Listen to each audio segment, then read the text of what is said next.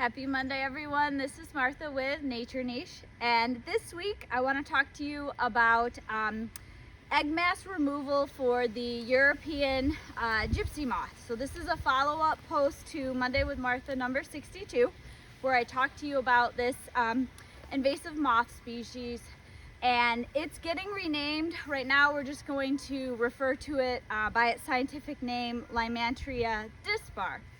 So hopefully over the summer and fall, you were kind of keeping track of where you saw the moths laying eggs. And now's the time that we have freezing temperatures to get out and deal with those egg masses. So here's what to look for. It's a fuzzy tan colored kind of furry mass, about 1 to 2 inches long. And each mass can contain 100 to 1,000 eggs. And so you want to look for those on trees in your landscape and man-made structures. So all along the tree trunk. Don't forget to check the base, and if you've got snow cover, you might need to dig down and check all the way down to the base of the tree. Branch undersides, inside peels of bark, and any cavities, cracks, or crevices.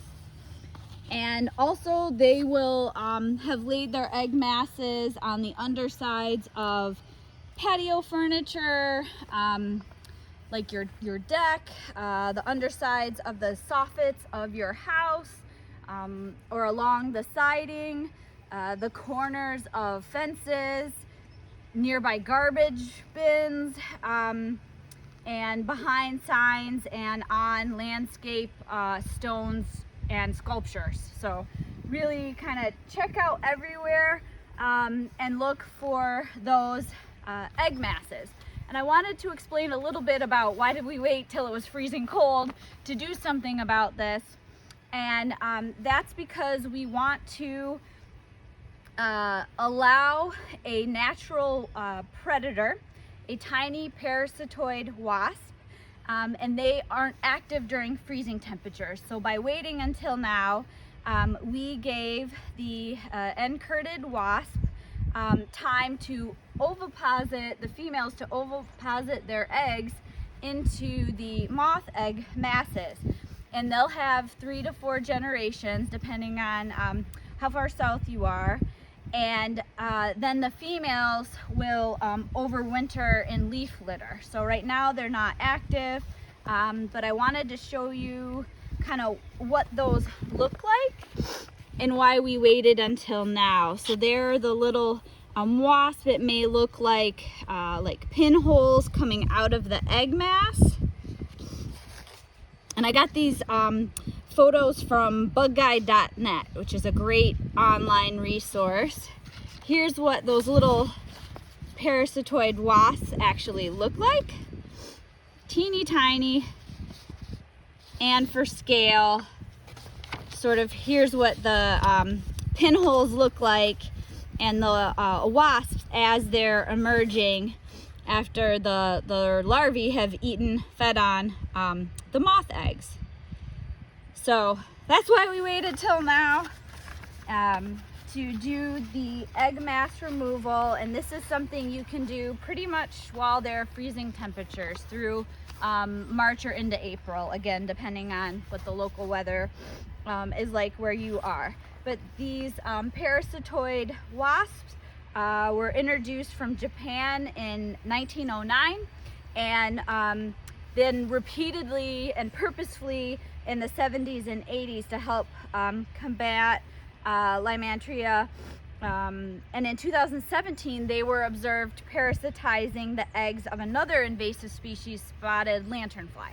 So we do want to, do what we can to keep their populations going in our area for natural invasive species control. So when the temperatures dip below freezing, you can destroy egg masses by a couple of means.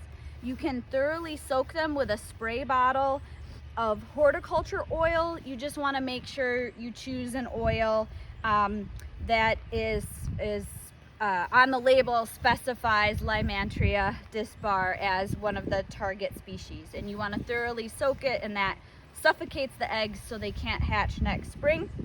You do not want to use motor oil, mineral oil, or other horticultural oils that don't have that species on the label.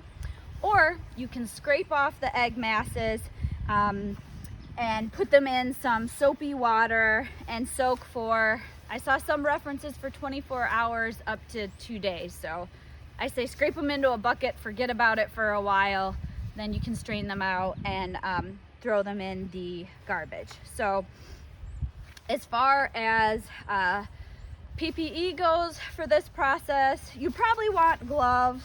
And then if you are someone you know you have sensitivity to hairy caterpillars, some people react to the egg masses as well.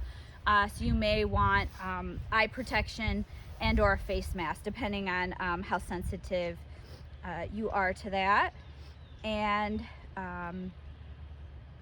don't forget, if you're traveling, make sure you do this process, clean off egg masses before you move things. Don't move firewood. And you really want to focus your efforts on landscape trees to help prevent major defoliation the next spring. This certainly isn't a cure-all, and it's not going to be effective at the landscape level to eradicate this invasive moth, but it will help you kind of lower the stress of certain trees you want to target in your landscape.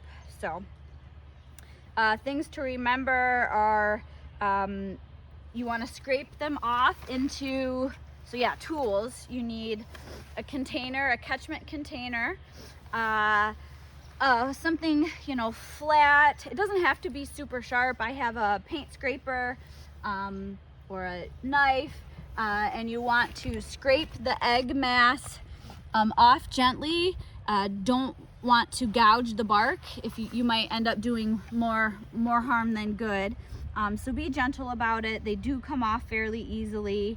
And if for some reason the surface you're working on, you can't get the entire egg mass, you might want to follow up with that horticultural oil spray to get the last of them.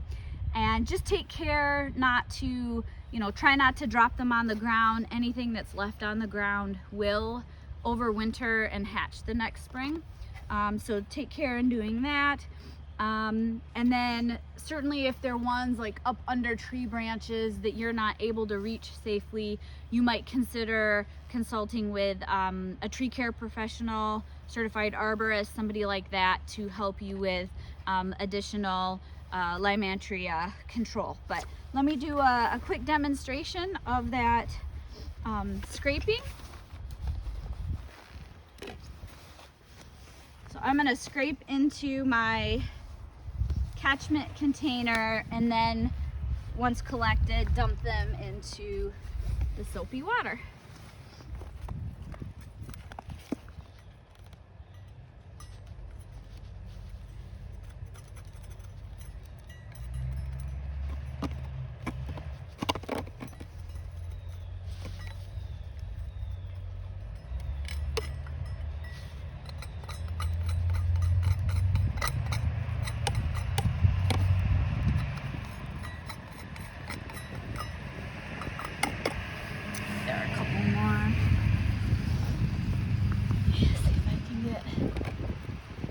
Yeah, these ones in cracks and crevices and really textured bark are a little harder to get. This might be one that would be good to follow up with the horticultural oil.